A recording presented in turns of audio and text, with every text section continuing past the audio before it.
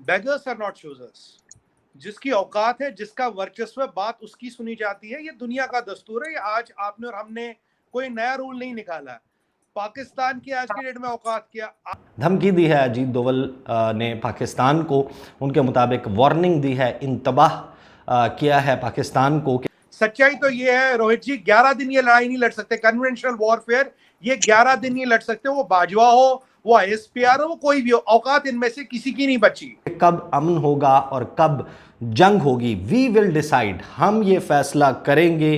When, with home and what terms, के शराइत क्या होंगी अमन लाने की, ये भी फैसला इंडिया करेगा। पाकिस्तान से मुताल्लिक़ उन्होंने कहा कि देखिए जी, ये जो कब वॉर होगी, कब पीस होगा, इसका फैसला तो भारत करेगा। ये हम पाकिस्तान को ये इतना इख्तियार नहीं दे सकते कि वो डिसाइड करे कि वॉर कब होगी और पीस कब होगा। इसका फ़ैसला तो भारत करेगा, और जब अगर पीस भी होगा तो वो भारत की शराइत पे ही होगा। इंडिया के वर्चस्व के सामने आपकी 7 दिन खड़े होने की औकात नहीं है।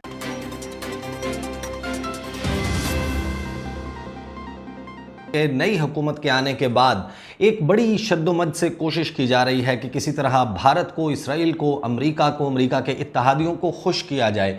उनके हवाले से बड़े बड़े बयानात दिए जा रहे हैं कि भारत के साथ तजारत की जाए, भारत के साथ बातचीत की जाए, और चाहे कश्मीर का मसला हल ना हो उसको बैक बर्नर पर रखें। इसराइल के साथ देखना होगा कि तजारत पाकिस्तान के मफाद में है या नहीं, जब दुनिया के बहुत सारे ममालिक और ख़ास तौर पर वो मुसलमान ममालिक जो कि मशरिक़ वस्ता में मौजूद हैं, गल्फ़ में मौजूद हैं, अगर वो इसराइल के साथ कोऑपरेट कर सकते हैं तो हम क्यों नहीं कर सकते। फिर साथ ही इस किस्म की तजावीज़ सामने आ रही हैं कि पहले भी तो, माजी में भी तो पाकिस्तान ने ड्रोन हमलों के लिए अमेरिका को अड्डे फराहम किए थे। गुज़श्ता रोज़ एक इंटरव्यू दिया इंडिया के national security adviser Ajit Doval ने। आपको मालूम है कि वज़ीर ख़ारजा हैं सुब्रमण्यम जयशंकर जो हैं वो फ़ॉरेन सेक्रेटरी रिटायर हुए। उनकी पूरी ज़िंदगी भारत की फ़ॉरेन पॉलिसी को इम्प्लीमेंट करते हुए, एग्जीक्यूट करते हुए गुजरी है। और अब भी जो लोग भारत को, भारत की पॉलिसी साजी को समझते हैं कि उनका इनपुट ज़रूर शामिल है, वो एग्जीक्यूट करने वाले ज़रूर हैं, लेकिन दरअसल भारत की खारजा पॉलिसी, ख़ास तौर पर पाकिस्तान के हवाले से, चीन के हवाले से जो डॉक्ट्रिन है वो अजीत दोवल का चलता है। वो हार्ड कोर जो एलिमेंट्स हैं भारत की, भारतीय जनता पार्टी और RSS आइडियोलॉजी के लेकर चलने वाले, वो पॉलिसी देते हैं। और सुब्रमण्यम जयशंकर, जिनके साथ बातचीत करने में बहुत ज़्यादा इंटरेस्टेड हैं बिलावल भुट्टो जरदारी, उनका काम है कि जो पॉलिसी उनको अजीत दोवल की तरफ से, नरेंद्र मोदी की तरफ से, जो हॉक्स हैं, जो आप कह सकते हैं कि जिनके पास डिसीजन मेकिंग की पावर मौजूद है, ताकत मौजूद है, उनकी तरफ से दी जाती है पॉलिसी लाइन, उस पर इम्प्लीमेंट करते हैं। अब जो गुज़श्ता रोज़ इंटरव्यू दिया अजीत दोवल ने, उसमें ANI को उन्होंने 3 अहम मामलात के ऊपर बात की, चाइना के हवाले से, पाकिस्तान के हवाले से और कश्मीर के हवाले से। एक तो टका सा जवाब जो है वो पाकिस्तान को दिया गया है, पाकिस्तान के वज़ीर ख़ारजा को, जिन्होंने बातचीत की ख्वाहिश का, तजारत की ख्वाहिश का इजहार किया था। उस पर लुब्बे लुबाब ये है अजीत दोवल की गुफ्तगू का कि अमन कब होगा, किस तरीके से होगा, कैसे होगा, किसके साथ होगा, इसका फ़ैसला तुम नहीं करोगे, इसका फ़ैसला इंडिया करेगा। वो कहते हैं कि हम करेंगे इसका फ़ैसला कि कब होगा अमन, कैसे होगा। Beggars are not choosers. जिसकी औकात है, जिसका वर्चस्व है, बात उसकी सुनी जाती है। ये दुनिया का दस्तूर है। ये आज आपने और हमने कोई नया रूल नहीं निकाला। पाकिस्तान की आज की डेट में औकात क्या। आपका नियाजी कहता है 25 जून को by you will break into 3। You are looking at getting bankrupt. आपकी डिफॉल्ट प्रोबेबिलिटी 18 है। श्रीलंका 26 पे थी, खत्म हो गई। आपके पास गोला बारूद नहीं, इसलिए आपके बॉर्डर साइलेंट है। जब आपके पास गोला बारूद था, जब गलवान में हमारी चीनियों के साथ दिक्कत थी, इन्होंने 10 टाइम सीज फायर वायलेशन किया। आज ये पीस की बातें इसलिए कर रही है क्योंकि घर में नहीं है दाने, अम्मा चली बुलाने। कहावत ये है, peace is not optional for us but peace is mandatory for them. अगर आप पीस की बात नहीं करेंगे तो आपके पास गोला बारूद, फॉरेन एक्सचेंज रिजर्व है लड़ने का। सच्चाई तो ये है रोहित जी, 11 दिन ये लड़ाई नहीं लड़ सकते। कन्वेंशनल वॉरफेयर ये 11 दिन नहीं लड़ सकते। वो बाजवा हो, वो ISPR हो, वो कोई भी हो, औकात इनमें से किसी की नहीं बची। और अब ये जो बात करते हैं बातचीत करो, पहले इनका ढोगलापन बताता हूं आपको। पहले इन्होंने आते ही बोला जी हमने एक ट्रेड मिनिस्टर अपॉइंट किया, वो इंडिया से बातचीत करेगा। उसके बाद हरकतें हमाकतें जारी। इनके यहाँ 40,000 आतंकवादी आज भी घूम रहे हैं लॉन्च पैड्स पे, आज भी टेररिस्ट तैयार है। रोज हम 3-4 टेररिस्ट मारते हैं, ये भेजते रहते हैं। तो मुझे बताइए, बंदूक सर पे रख के हमारी बात करेंगे क्या? क्लाशनिकोव दिखा के बात करेंगे क्या? इंडिया के वर्चस्व के सामने आपकी 7 दिन खड़े होने की औकात नहीं है। आप हमें बताते कि बात करना मतलब हमारी मर्जी होगी। अजीत डोभाल साहब ने बोला हम बात करेंगे, जब करेंगे हमें अच्छा लगेगा, हमारी शर्तों पे अच्छा रहेगा। We will choose the time, place and convenience to talk. You cannot put a gun on my head and want us to talk. और कल मैं आपको रोहित जी याद दिलाना चाहूंगा, डॉक्टर जयशंकर जी एक टीवी अधिवेशन में थे भारत में, उन्होंने कहा you can not put a gun on my head and ask me to talk, I will talk when I feel it's the time to talk. भाई what you have to lose, मतलब तुम्हारे पास बचा ही क्या खोने को? And why should we talk to you? हम टेबल पे आए क्यों? जहादी तुम भेज रहे हो, आतंकवादी तुम भेज रहे हो, तुम्हारी आर्मी की औकात नहीं हमसे लड़े।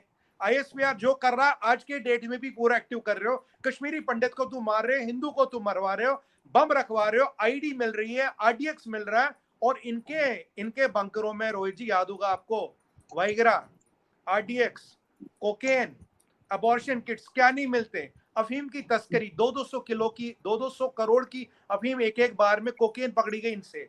ये तो नारकोटिक जिहाद हो रहा है। तो देखिए, हम बात करेंगे जब हमारा मन चाहेगा। वैसे ही जो अपने रास्ते निकलने वाला हो, जैसा कि Pakistan, why should we be talking to you? What do you have to lose? तुम्हारी औकात क्या? तुम बिगाड़ क्या लोगे हमारा? क्या उखाड़ लोगे हमारा? सच्चाई तो ये है रोहित जी। पीछे से कोई कंट्रोल करता है इनको? देखिए रोहित जी, ये तो जग जाहिर सी बात है, पाकिस्तान में जो वर्चस्व है, जो पावर है, वो मिलिट्री के पास है। सबसे बड़ा कमर्शियल एस्टेब्लिशमेंट एक वाहिद कंट्री दुनिया में आपको मिलेगी, फौजी establishment. They control 15 to 20% of Pakistan GDP. सबसे अमीर फौजी, सबसे रईस फौजी, बर्मिंघम में मकान फौजी का, ये मियामी में जो किले बने हुए फौजियों के। पाकिस्तानी एनालिस्ट खुद कहते हैं अगर पाकिस्तान में $100 बिलियन भी कोई डाल दे, 48 घंटे में निकल जाएगा। डाइपर वो बनाते, पापा जॉन का पिज्जा वो बनाते, नैपकिन वो बनाते, बेबी फूड वो बनाते हैं। चाइना के साथ वो क्या लिक्का छुपी का खेल वो खेलते, तहरीक तालिबान के साथ वो खेल खेलते। तालिबान क्या चाय पीने जाते हैं, फिर कहते तहरीक तालिबान हमारा दुश्मन है, हमसे कहते ट्रेड करना, और अगले दिन कहते our policy on Kashmir has not changed. Sir, I want to ask them respectfully, what is your policy on Kashmir? Modi ji ने तो 2014 में कहा था ना, जब तक बम बारूद और धमाका चलेगा, या तो उसकी आवाज चलेगी या बातचीत की आवाज चलेगी। यारी दोस्ती की आवाज तो चलेगी नहीं इसमें। आपने पुलवामा किया, हमने जवाब दिया, हमने बालाकोट किया, आपके F-16 उड़ते रह गए, हवा में गोते खा गए रह गए, पता नहीं उनका सॉफ्टवेयर भी आउटडेट हो चुका है, उनकी औकात क्या आज उड़ने के कगार में नहीं है। देखिए, ज़कात का सामान ज्यादा दिन चलता नहीं है। मैंने पाकिस्तान के F-16 उड़ते नहीं देखा। रोहित जी, मजे की बात, जो पायलट बेचारा शहीद हो गया, एयर मार्शल का बेटा था, पाकिस्तानी मीडिया कहता हमारा कोई मरा ही नहीं।